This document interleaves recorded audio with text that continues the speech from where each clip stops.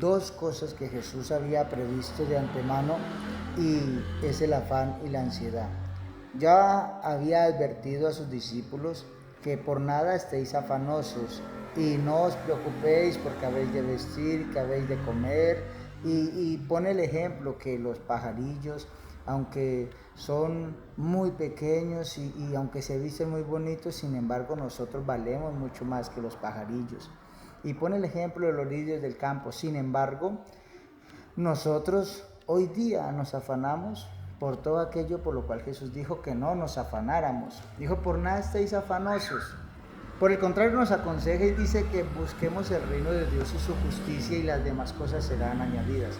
El afán, la ansiedad, el estrés de las cosas, de las preocupaciones que hoy día agolpan sobre nosotros, ha hecho que nos alejemos de Dios. Que el cristiano se enfríe y poco a poco se vaya alejando de Dios, y aquel que no ha conocido a Dios, pues no llegue a conocerle.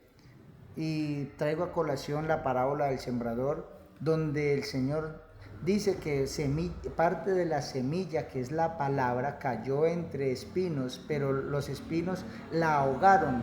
Y los espinos son las preocupaciones que hay en el ser humano cuando no se deja que el Señor se preocupe por uno. Entonces, si yo no dejo que el Señor se preocupe por mí, entonces yo me voy a preocupar por mí. Y por mucho que queramos, no podremos alcanzar la felicidad a través de esas cosas, que en realidad son perecederas. Hablaba una vez con alguien que miraba que el vecino tenía algo muy interesante, muy caro, muy costoso, y él lo quería también, y se afanó, hizo de todo, y gastó parte de su vida, tiempo que debería usar con su familia en laborar para obtener aquello.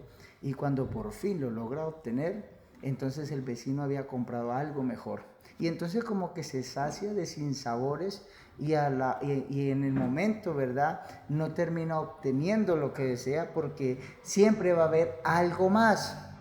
Y no se cansa el ojo de ver ni el oído de oír. Sin embargo, estos afanes momentáneos, este estrés que produce en la vida mundanal, la vida banal, porque nos afanamos son por obtener vanidades. Pero qué bueno que fuéramos prontos para obedecer a la palabra de Dios. Jesús miraba las multitudes en aquel entonces, y está ahí en Mateo capítulo 9, versículo 36 en adelante, y dice que miró las multitudes y tuvo compasión de ellos, porque andaban como ovejas que no tenían pastor. Y luego añade, dice, la mies es mucha y los obreros pocos. Rogad pues al Señor de la mies que envíe obreros a su mies. Es importante saber de que hay una necesidad grande en este tiempo, y no es necesidad económica, es necesidad de oír la palabra de Dios. Hay hambre en el mundo, hambre espiritual, hay sed espiritual, y hay que aprovechar estos espacios para decirle a las personas que aún hay oportunidad, que no, hombre, que no hay de qué afanarse si el Señor tiene todo en control. Qué bonito es aprender a depender de Dios. No, con esto no estoy diciendo entonces que no hagamos nada, que todo nos va a caer de arriba. No, sencillamente que miremos, ¿verdad?, qué es lo más importante.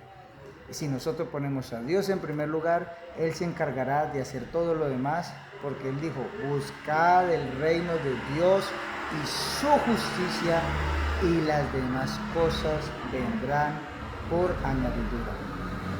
No estés afanoso por nada, porque gran gozo es la piedad acompañada de contentamiento. Hay cosas más importantes en la vida que el dinero, hay cosas más importantes en la vida que una casa bonita, que un carro lujoso. No que tenerlo sea malo, y no que conseguir estas cosas sea malo, sino que simplemente nosotros nos afanamos por lo vano, por lo que se acaba, y no nos afanamos, por así decirlo, por aquello que verdaderamente tiene peso, que es lo eterno. Uno lucha, o miraba una vez la historia de alguien que se afanó por obtener cosas, y está ahí, se llama la parábola del rico insensato. Se afanó por conseguir mucha riqueza y amontonó y hizo un granero más amplio y luego hizo otro más amplio, y cuando ya miró que tenía todo, entonces dije, ahora sí, alma, ya hemos conseguido todo, vamos a disfrutar. Pero escuchó una voz que le dijo, necio, esta noche vienen a pedirte tu alma, y lo que tú atesoraste, ¿para quién será? Y a veces así amontonamos e intentamos trabajar para las cosas banales, y al final pues muchos no terminan disfrutándolas. Pero qué bueno no vivir de día a día, de la mano del Señor Jesús, porque Él sí tiene asegurado nuestro futuro. El futuro para nosotros sin Dios es incierto, pero con Dios hay una certidumbre de que aunque no alcance a obtener todo lo que quiero humanamente hablando aquí, en Él, esperar en Él o teniendo mi confianza puesta en Él, recibiré aún mucho más de lo que me faltó y un tanto más. Sin embargo, en la palabra de Dios dice que cualquiera que dejare padre, madre, hijos y todas aquellas cosas, es decir, que lo ponga a Él en primer lugar, dice que recibirá 100 veces más aquí en la tierra y como fin la vida eterna. Es decir, que hay cosas más importantes, y esas cosas más importantes es buscar el reino de Dios. El Evangelio de Jesucristo ha venido para enriquecer la vida del ser humano, cambiarnos la forma de pensar, la forma de ver las cosas, la forma de actuar, la forma de percibir lo que es importante en realidad, poder discernir cuál es la buena voluntad de Dios para con nosotros los seres humanos. No desaproveche la oportunidad y el llamado de Dios. No permita que la palabra de Dios caiga entre espinos, no, sino que seamos buena tierra para que esta palabra produzca semilla y produzca fruto, porque aquel árbol que da frutos será limpiado para que dé más fruto. Seamos árboles fructíferos, árboles de justicia, portadores de la palabra y de la presencia de Dios a donde quiera que vayamos. Y aprovechemos bien el tiempo porque los días son malos.